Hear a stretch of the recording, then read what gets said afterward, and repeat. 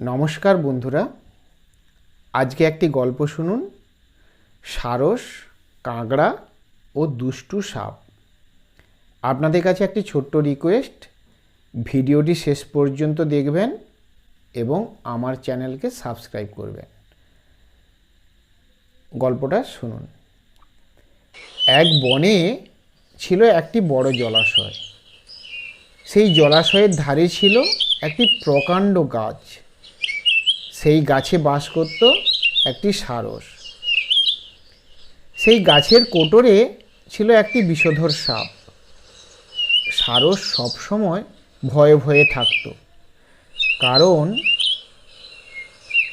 সে যতবার ডিম পাড়ে ওই দুষ্টু বিষধর সাপটি তার ডিমকে খেয়ে নিত। তাই সারসটি চিন্তায় চিন্তায় অসুস্থ হয়ে পড়ল। একদিন সারস জলাশয়ের ধারে বসে বসে কাঁদছে।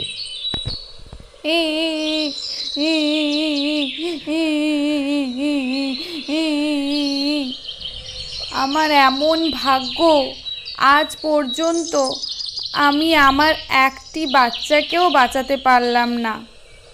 যতবার ডিম পাড়ি ওই ডিম থেকে সুন্দর সুন্দর কচি কচি বাচ্চা বের হয়। তারা কত সুন্দর কিচির মিচির করে আমাকে মা মা বলে ডাকে।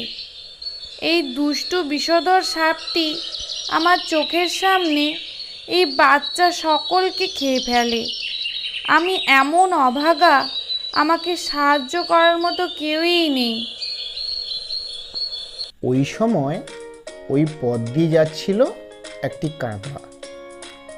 সে সারসের কান্নার আওয়াজ শুনে থেমে গেল। কি হলো সারস দাদা, তুমি এমন করে কাঁদছো কেন? তোমাকে এমন উস্কো খুস্কো লাগছে, তুমি কি অসুস্থ? কাঁকড়া ভাই, তোমাকে আর কি দুঃখের কথা বলবো। আমি এমন এক অভাগা মা, আমি আজ পর্যন্ত আমার একটা বাচ্চাকেও বাঁচাতে পারিনি। আমার কেউই নেই, আমি শুধুই একা। কি করে সারস দাদা? আমি যে গাছে বাস করি, এই গাছের কোটরে এক দুষ্টু বিষধর সাপ থাকে। সে প্রতিবার আমার বাচ্চাকে খেয়ে ফেলে। কবে কিভাবে যে আমি ওর হাত থেকে আমার বাচ্চাদের বাঁচাবো তা ভেবেই পাচ্ছি না। তুমি কিছুই চিন্তা করো না সারস দাদা, আমি একটু চিন্তা করি, কিছু একটা উপায় বের করতে পারবো। কাঁকড়া খুব চালাক। সে মনে মনে ভাবলো, সারস তো আমাদের শত্রু, ও তো সুযোগ পেলে আমাদের বাচ্চাদের খেয়ে ফেলে। আবার সারসের শত্রু হলো ওই বিষধর সাপ।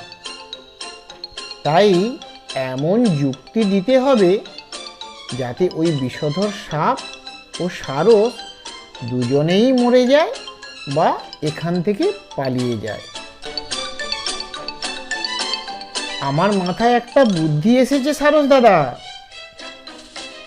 ওই বিষধর সাপটি মরবেই, তুমি 100% নিশ্চিত থেকো। কাঁকড়া ভাই, তুমি দয়া করে তাড়াতাড়ি বলো, তুমি কি উপায় খুঁজে পেয়েছো?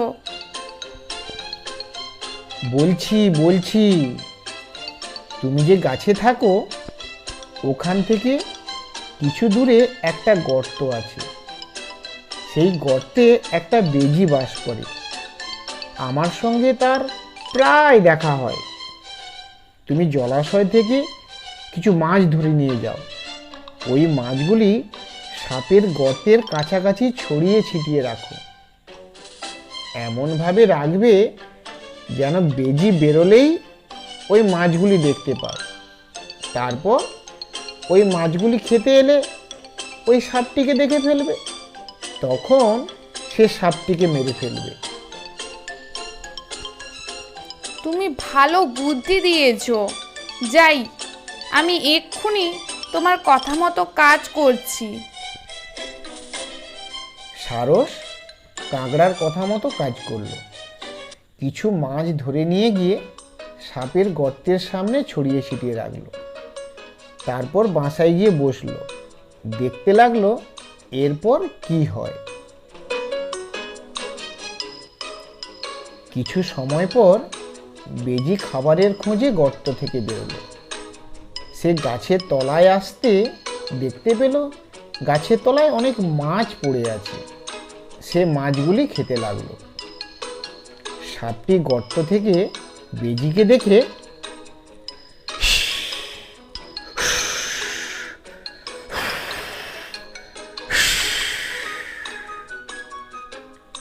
বেজিও সাপকে দেখে তার উপরে লাফিয়ে পড়ল। সাপটিকে ধরে আছাড় মারতে লাগলো। সাপ ও বেজির মধ্যে এই রকম অনেকক্ষণ লড়াই চলল। অবশেষে সাপটি মরেই গেল। এই দৃশ্য দেখে সারস গাছের ডালে হাসতে লাগলো।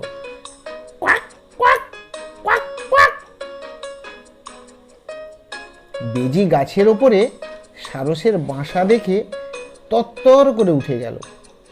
তার বাসা থেকে সারসের সব বাচ্চাগুলোকে খেয়ে নিল। তাই দেখে প্রাণ ভয়ে সারস উড়ে পালালো। তখন কাঁকড়ার দল আনন্দে নাচতে লাগলো। প্রিয় দর্শক, শিক্ষামূলক ও বিনোদনমূলক ভিডিও পেতে আমার চ্যানেল শোভা বাংলাকে অনুগ্রহ করে সাবস্ক্রাইব করুন, লাইক, কমেন্ট ও শেয়ার করুন। ভিডিওটি দেখার জন্য অনেক ধন্যবাদ। নমস্কার।